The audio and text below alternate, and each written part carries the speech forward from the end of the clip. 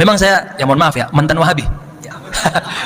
Alhamdulillah sempat merasakan jadi Wahabi. Cukup lama, dari SMP, SMA, sampai kemudian kita kuliah.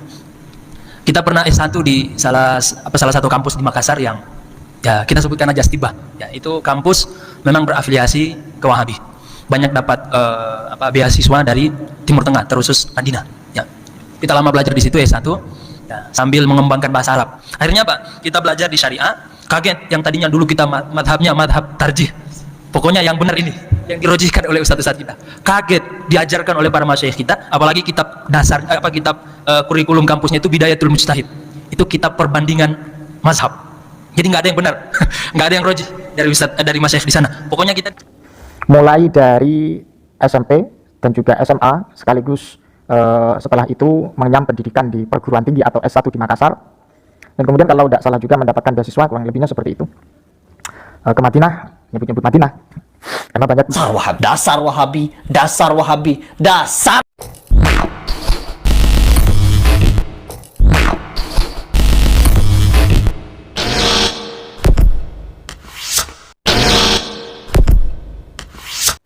Assalamualaikum warahmatullahi wabarakatuh. Alhamdulillah wassalatu wassalamu ala rasulillah wa ala alihi wa sahbihi wa man wala amma ba'du. Sahabat yang dimuliakan Allah subhanahu wa ta'ala, mudah-mudahan senantiasa kita diberikan kesehatan oleh Allah, sehat jasmani dan juga sehat rohani, segala urusan kita diberikan kelancaran dan mudah-mudahan segala urusan kita dihilangkan oleh Allah subhanahu wa ta'ala. Kembali lagi, dan jangan lupa like, komen, dan subscribe sekaligus share sejauh mungkin agar video ini bermanfaat khususnya kepada kelompok yang menggaung-gaungkan masalah bid'ah. Pada kesempatan kali ini saya akan memberikan satu sajian dari seorang ustadz, ya dikatakan ustadz, ya karena notabene-nya adalah pendidikan yang berkaitan dengan agama. Jadi ada seorang ustadz mantan Wahabi. memang saya, ya mohon maaf ya, mantan Wahabi. Ya. Alhamdulillah sempat merasakan jadi Wahabi. Cukup lama, dari SMP, SMA, sampai kemudian kita kuliah.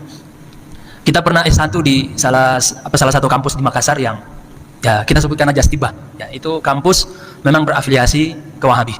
Banyak dapat beasiswa dari Timur Tengah, terusus Madinah. Ya.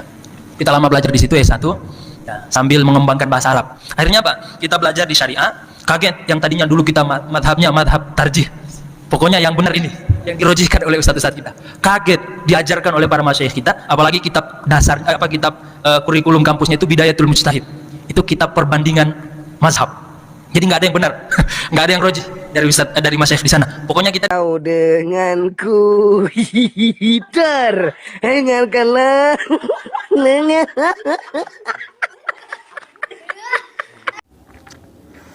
Mulai dari SMP dan juga SMA sekaligus setelah itu mengenyam pendidikan di perguruan tinggi atau S1 di Makassar, beasiswa yang dari Madinah katanya. Entah apa yang merasuki seorang ustadz tersebut, tapi yang jelas ajarannya sangat begitu beda dengan pelajaran yang ada di Indonesia yang berkaitan dengan agama. Jelas bedalah. Faham-faham salafi atau faham-faham Wahabi, tapi mereka itu tidak mau dikatakan Wahabi, ya. Okelah, faham salafi yang seringkali membid'ahkan amaliyah seseorang ataupun mengatakan tidak sesuai dengan ajaran sunnah, tidak sesuai dengan ajaran baginda Nabi Muhammad SAW, yaitu memang beda.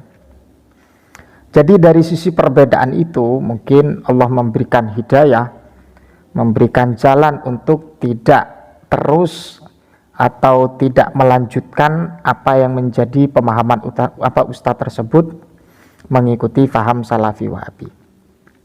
Jelas perbedaan itu pada konsep bid'ah, diantaranya adalah bid'ah, dan juga dalam akidah juga ada bahwa mereka itu tidak ada istilah bid'ah hasanah.